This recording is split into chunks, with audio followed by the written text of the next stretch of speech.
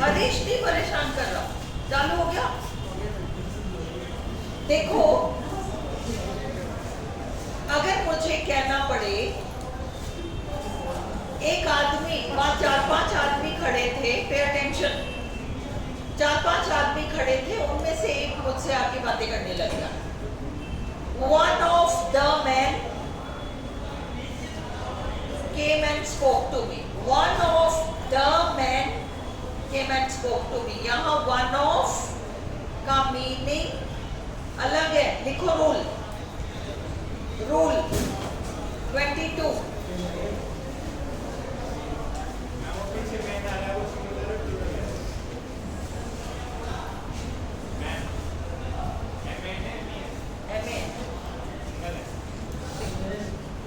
सुनो,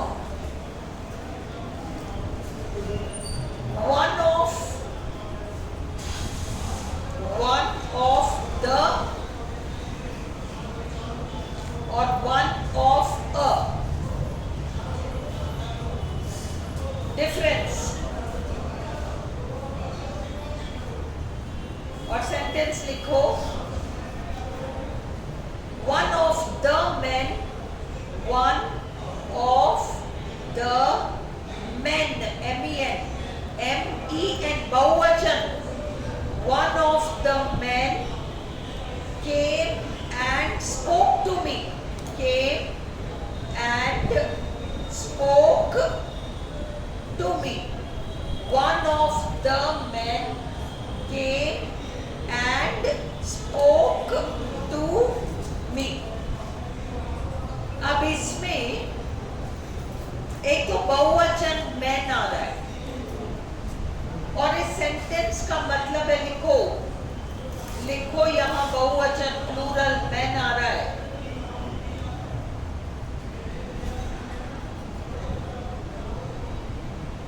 हिंट मिल रहा है तुम्हें? Man, M-E-N। हाँ? और इसका सेंस ये है कि वहां 4-5 आदमी खड़े थे, उनमें से एक मुझसे बात करने आया। वहां 4-5 आदमी खड़े थे, उनमें से एक मुझसे बात करने आया।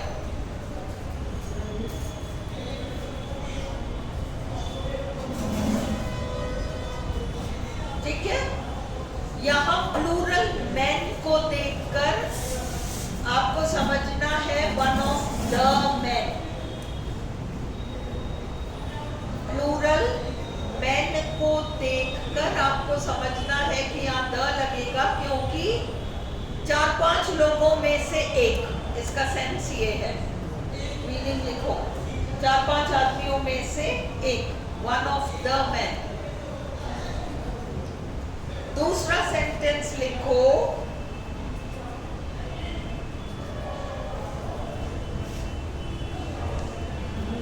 a puppy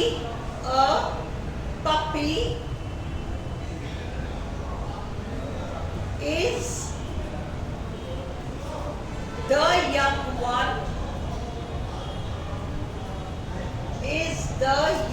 one, of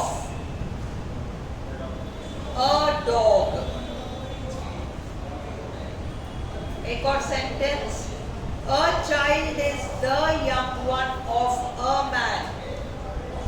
A child is the young one of a man। दूसरे सेंटेंस में वन ऑफ जरूर आ रहा है, परंतु मीनिंग बिल्कुल अलग है। दूसरे सेंटेंस में वन ऑफ जरूर आ रहा है, पर मीनिंग बिल्कुल अलग है। अनेकों में से एक वाला सेंस नहीं है, लिखो।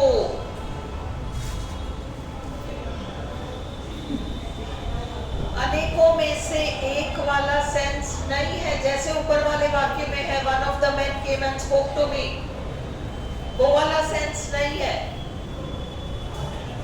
यहाँ वन ऑफ ना होकर यंग वन है।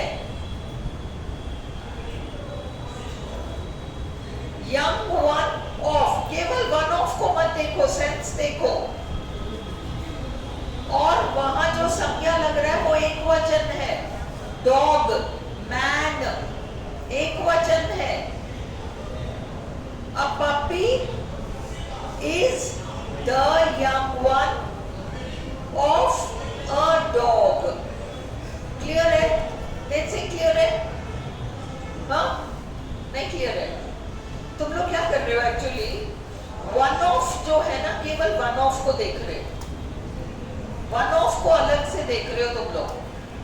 तुम्हें ये समझना है कि वो जो ऊपर वाला सेंटेंस था कि 3-4 आदमी खड़े थे, उनमें से एक मुझसे बातें करने लगा। इसमें वन ऑफ का मतलब है अनेकों में से एक, और वहां पर मैन ना होकर मैन है। जैसे अपन सेंटेंस बनाते, Delhi is one of the biggest cities in India. Delhi is one of the biggest city नहीं कहते, Delhi is one of the biggest cities, one of the biggest cities, कई बड़े शहरों में से एक बड़ा शहर, वन ऑफ, ये वाला सेंस है। वहां तो द आया, वन ऑफ द बिगेस्ट जो भी आया। परंतु अब दूसरा सेंटेंस जहां पर वन ऑफ जरूर आ रहा है, परंतु वो वन यंग के साथ जुड़ रहा है। यंग वन, यंग वन, बच्चा। A puppy is the young one of a dog, एक वचन dog। यंग वन, ऑफ नहीं आ रहा, ऑफ अ डॉग अलग है, यंग वन अलग है। और उधर जो वन ऑफ आ रहा था उसमें तुम अलग नहीं कर पा रहे, तुम्हें कहना पड़ेगा one of the man. One और ऑफ को आप अलग कर पा रहे हो क्या? One of the man, one of the man का मतलब कई आदमियों में से एक आदमी। That's still not clear? तुम्हें confusion? मीनिंग क्या निकलेगा? हाँ? मीनिंग क्या निकलेगा? मीनिंग क्या निकलेगा? देखो, मीनिंग ये निकलेगा कि पिल्ला कुत्ते का बच्चा होता है।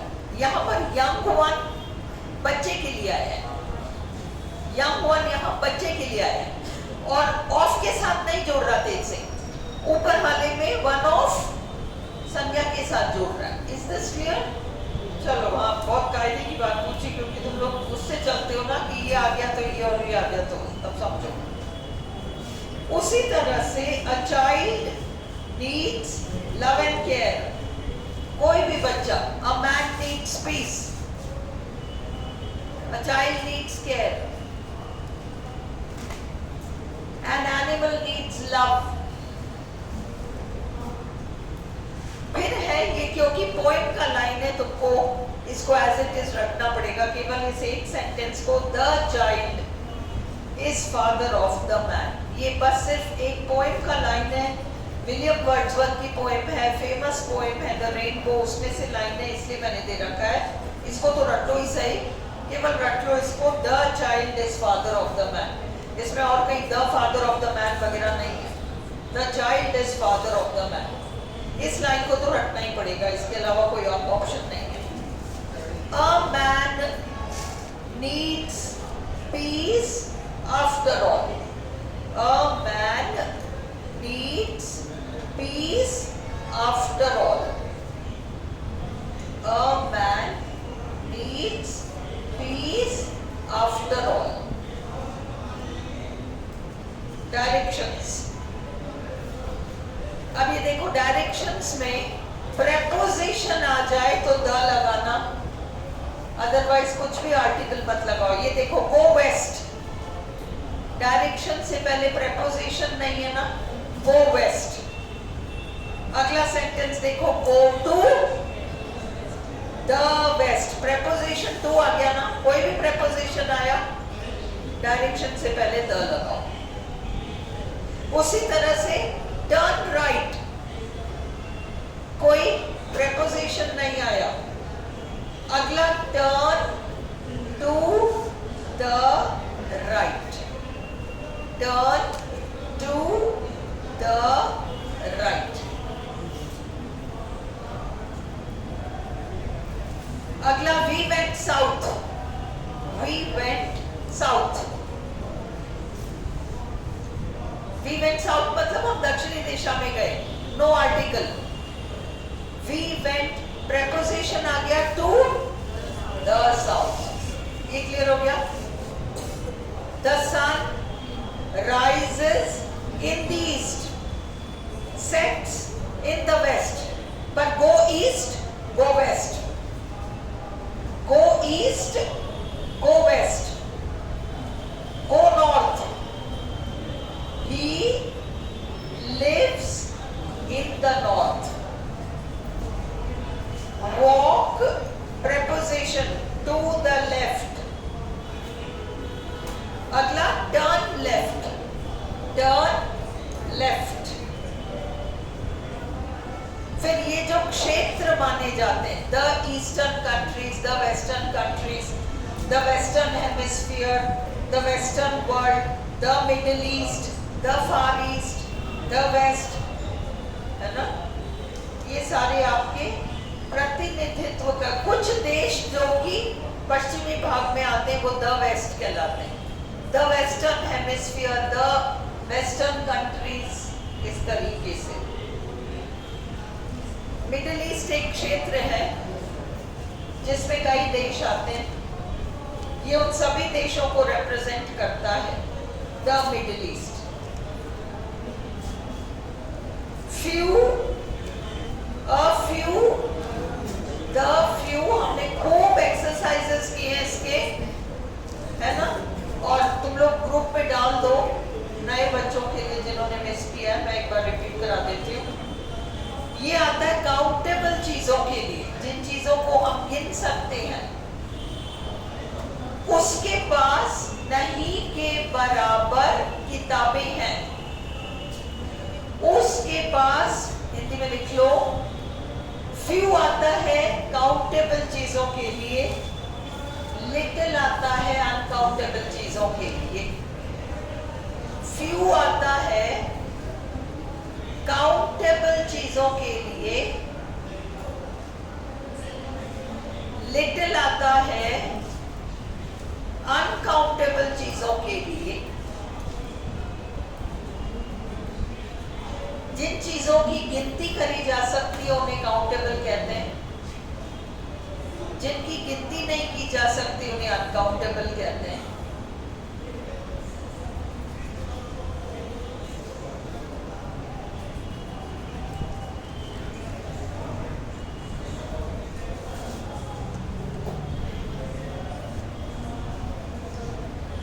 अब सेंटेंस लिखो. सिर्फ फ्यू का मतलब नहीं के बराबर, बहुत ही कम, नगण्य, बिल्कुल. सिर्फ फ्यू,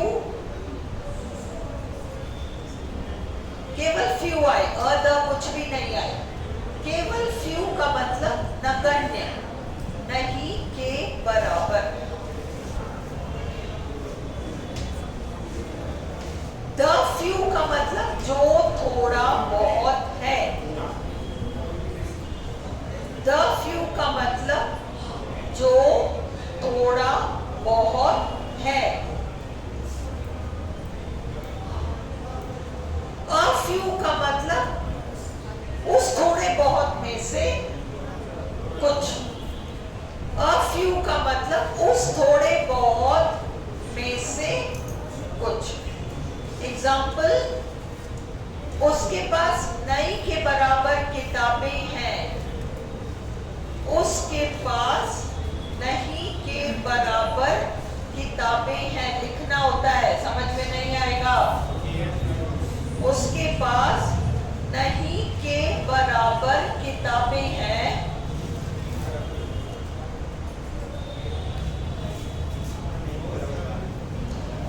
हम कहेंगे she has few books. She has few books. उसके पास पहले ही नहीं के बराबर किताबें. Full stop. जो थोड़ी बहुत किताबें उसके पास है, 4 है, 5 है, जो थोड़ी बहुत किताबें उसके पास हैं, 4 हैं, 5 हैं, जो थोड़ी बहुत किताबें उसके पास है, जो थोड़ी बहुत किताबें उसके पास हैं, उनमें से भी कुछ फटी हुई हैं, उनमें से भी कुछ किताबें फटी हुई हैं, उनमें से भी कुछ किताबें फटी हुई हैं। Of the few को अंडरलाइन करो। the few का मतलब जो थोड़ी बहुत उसके पास है। Of the few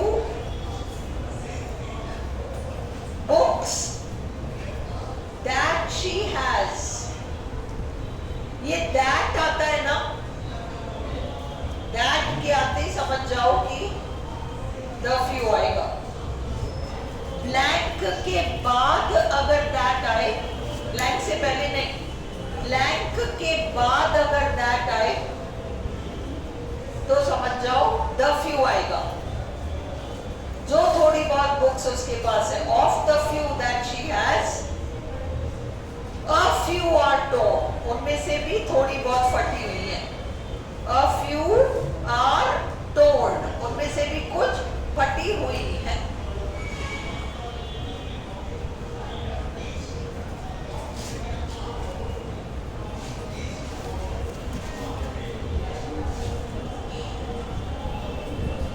समझ में आई? उसी तरह से लिटिल, उसी तरह से लिटिल का रूल है। लिटिल अनकाउंटेबल के लिए यूज होता है।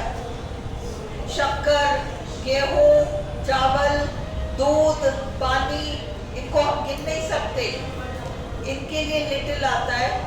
नहीं के बराबर, उसके आज दूध वाला नहीं आया तो आज घर में नहीं के बराबर दूध है।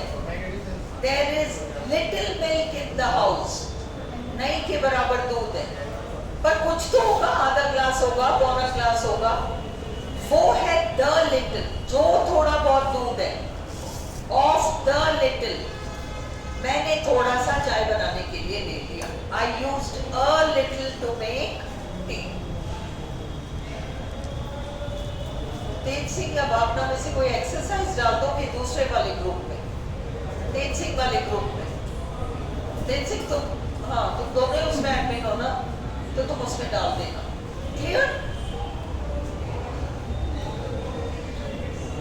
Example, she has few clothes, उसके पास नई के बराबर कपड़े हैं। ऑफ द फ्यू, जो थोड़े बहुत कपड़े हैं उनमें से, अ फ्यू आर फेडेड, कुछ उसमें से फेड हो गए हैं।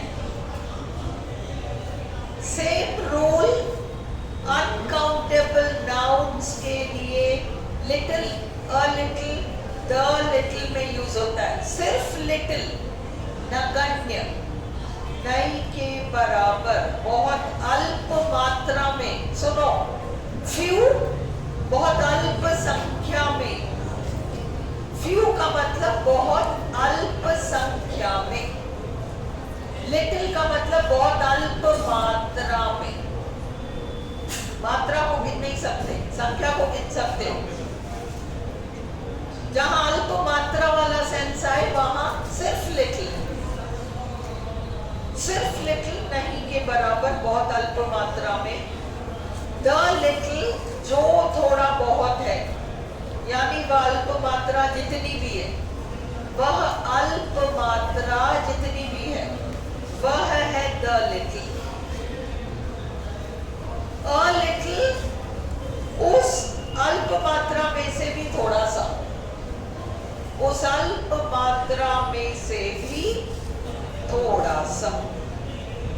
There is little milk in the house today. There is little milk in the house today. नहीं के बराबर दूध है घर में। Of the little, जो थोड़ा बहुत है उसमें, I used a little to make tea. मैंने थोड़ा बहुत चाय बनाने के लिए काम में ले लिया। एक्सरसाइज तुम्हें आज मिल जाएगा, है ना, ग्रुप में और सॉल्व कर लेगा। मैनी, मच, संख्या के लिए मैनी, मात्रा के लिए मच। काउंटेबल और अनकाउंटेबल का फर्क है। संख्या काउंटेबल, मात्रा much.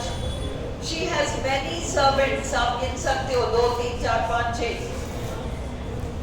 They have much wealth, बहुत दौलत है उनके पास। रुपयों को गिन सकते हो, दौलत को अनकाउंटेबल गिन नहीं सकते। He does not have much money, money हमेशा uncountable, wealth uncountable, rupees, notes ये काउंटेबल होते हैं। They do not have much sense. She doesn't have much brains. अब ये ब्रेन्स मैंने समझाया, देखो हर इंसान के अंदर एक ऑर्गन होता है जिसको हम ब्रेन कहते हैं, बिना एस के। Every human being has a brain, पर जब दिमाग को इस्तेमाल करने वाली बात आती है तब हम कहते हैं brains. Don't you have brains? Teacher पूछती थी ना क्लास में जब हम छोटे बच्चे थे, दिमाग नहीं है क्या? दिमाग क्यों नहीं लगाते? यूज योर ब्रेन्स, एस लगेगा।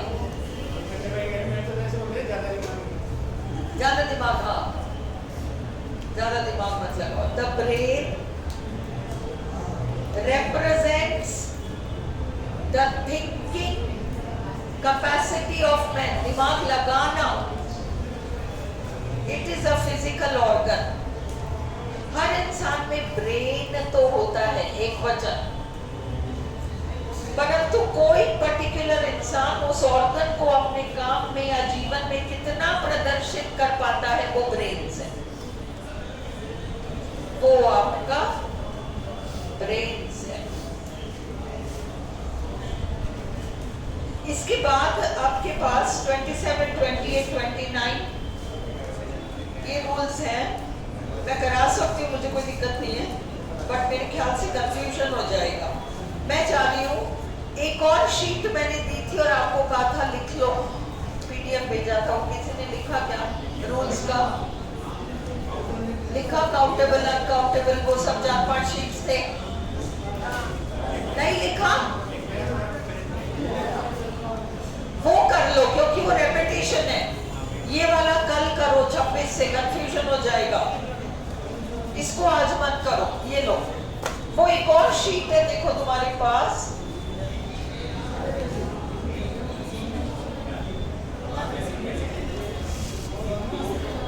एक ये वाला,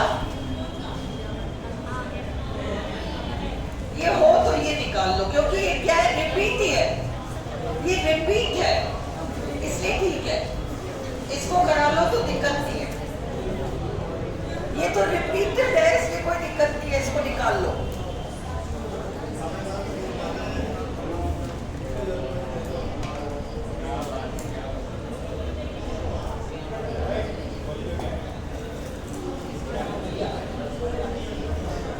चलो,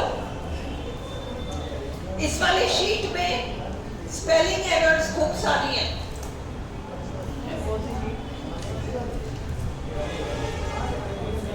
ये होगा इंग्लिश में कई चीजों को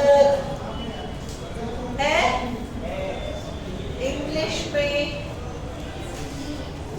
कई चीजों को है या नहीं है? क्यों नहीं है? मैंने डाला है,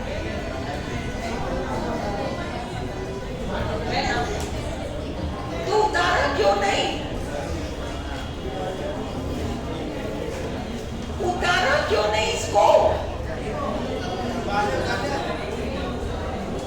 प्रिंट निकालो। रात दिन घर में क्या करते हो?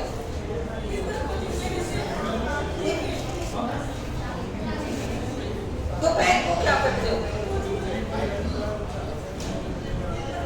तुम यहाँ तंबू लगा लो।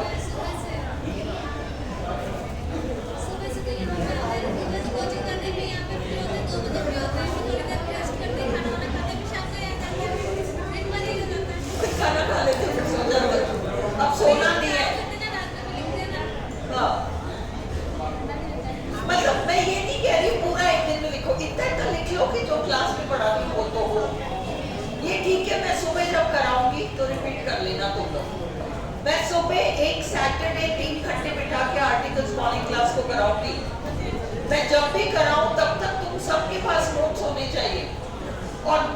तेज सिंह मॉर्निंग बैच के लिए इंस्ट्रक्शंस डाल दो कि एक्सरसाइजेस के प्रिंट आउट ले लें, एक्सरसाइजेस के प्रिंट आउट ले लें। भले रूल्स तो भावना लिख रही है ना, तुम लिख रही है ना रूल्स, तो वो ना लिखे पर एक्सरसाइज तो कर लें प्रिंट आउट। इंग्लिश में ये रेपिटेशन है इसलिए करा दो।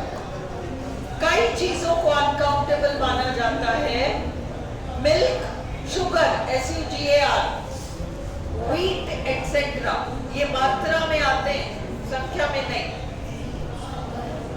परंतु भाषा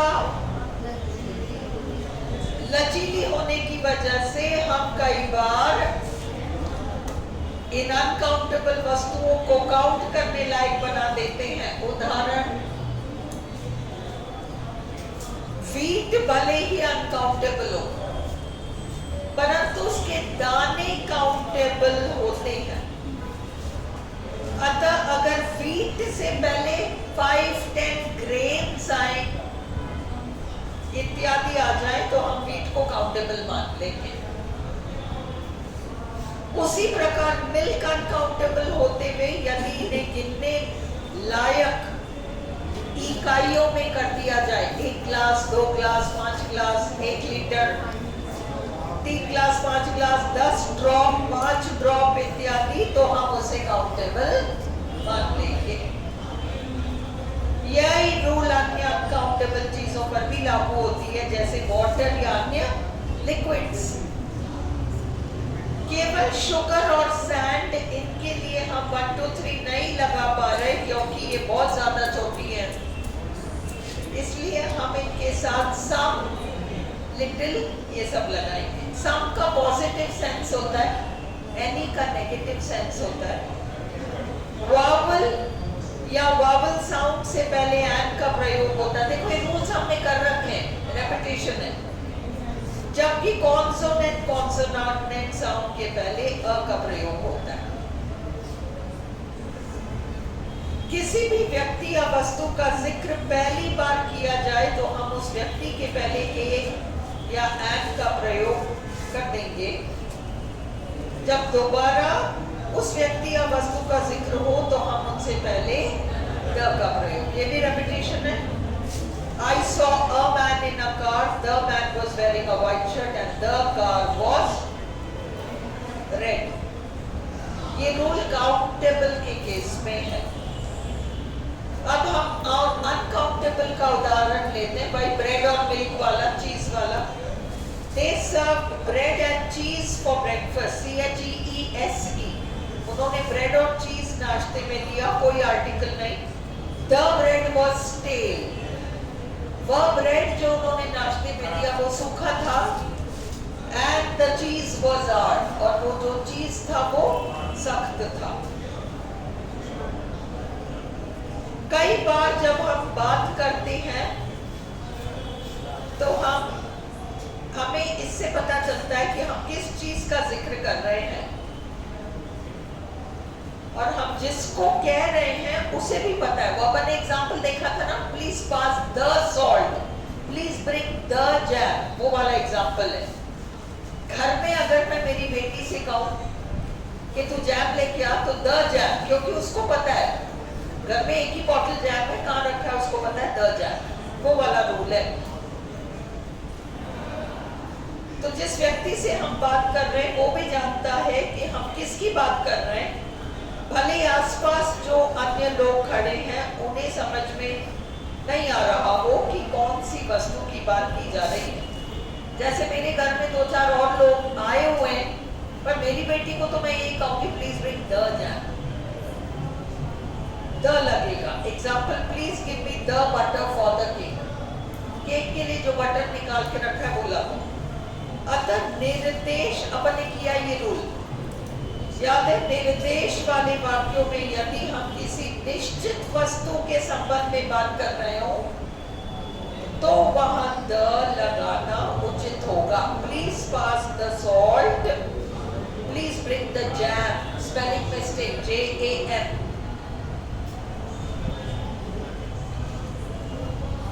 ये भी रूल हमने किया है। जब हम कहते हैं कि मोहिनी बगीचे में, तो इस घर में जो बगीचा लगा है वो पर्टिकुलर बगीचा, Mohini is in the garden. तो हम संभवतः किसी के प्रश्न के जवाब में ये बात कह रहे हैं, यहाँ अंडरस्टूड है वह बगीचा जो इस घर का हिस्सा है। रेपिटेशन है, रिवाइज ही कर रहे हैं पर। अगला, कालिदास इज द शेक्सपियर। ये रूल आपको बिल्कुल क्लियर है, कालिदास इज अ शेक्सपियर और कालिदास इज द शेक्सपियर नहीं, Shakespeare is the Kalidas of England. Kalidas is not the Shakespeare of England, Shakespeare is the Kalidas of England, है ना? ये रूल समझ में आ गया। हरिश्चंद्र और the Harishchandra of, rule clear था ना?